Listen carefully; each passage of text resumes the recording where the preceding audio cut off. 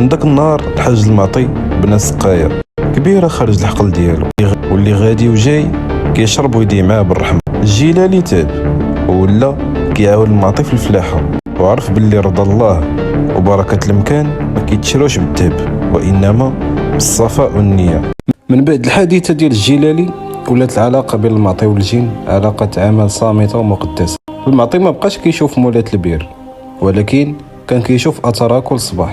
كانت اصعب مرحله عند الفلاح هي قلب الارض فاش كتكون قاصحه. المعطي كان كيخرج للفدان ديالو قبل الفجر، كيوجد المحرات والبهيم وكيحط الفتيله ديال الزيت شاعله فوق حجره كبيره. كيمشي المعطي يصلي الفجر ويرجع، كيلقى الارض محروته ومقلوبه بطريقه هندسيه عجيبه بحال الا خدموا فيها 10 ديال الخدامه. والغريب ان البهيم العود والبغله كيكونوا مرتاحين وعرقهم ريحته بحال الزهر، بحال الا شي يد خفيه كانت كتمسح عليهم وتبرد عليهم التعب.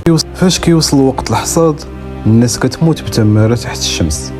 اما المعطي فكان كيدير طقس غريب، كيحط المنجل ديالو حدا البير في العشيه وكيرش عليه شويه ديال المس. في الصباح كيلقى الزرع مجموع في نوادر مقاده والحبه معزول على التبن بلا دريس بلا ريح. والسر اللي لاحظوه الناس هو ان الخنشه ديال الزرع عند المعطي ما كتساليش، كيعمر منها قنطار وكتبقى هي بحال الا الجن كيزيدوا فيها البركه. واحد المره هجموا الخنازير على حقول دوار وكرفسوا كل شيء الا الحقل ديال المعطي بقى نقي ومحمي. الجيران حكاو باللي شافوا خيال طويل بزاف لابس دراعه بيضاء كيدور بالحقل ديال المعطي وهو هاز عصا من النور.